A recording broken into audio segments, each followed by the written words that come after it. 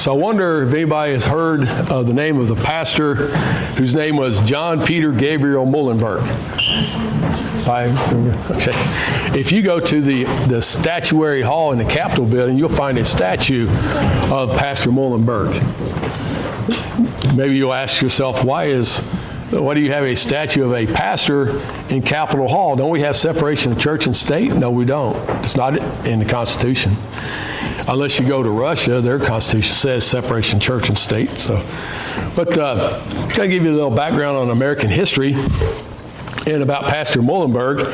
Is that there was the first skirmish of what would be later called the American Revolution or War of Independence will happen in April the 19th, 1775 in Lexington and Concord. And the purpose for what happened here was George III realized that he had done stepped in it, and he wanted to put down any rebellion of the colonies from the beginning. So he went there, sent these troops in to take their firearms, confiscate their guns. Every dictator does that. Hitler did it. They all do it. Stalin did it. When they start wanting to take your guns away from the people, you know that they have bad intent.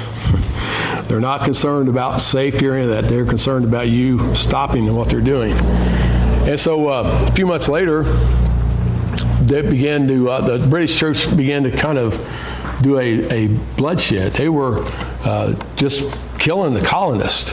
They'd find them out somewhere. If they were armed, they killed them.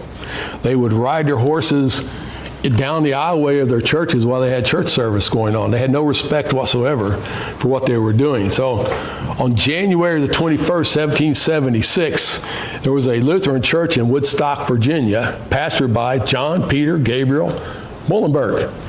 So for long, you know your history, you'll get that name down.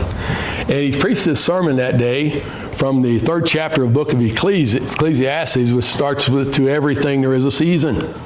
And after reading the 8th verse, which says there's a time for war and there's a time for peace, and he declared, and this is a time for war.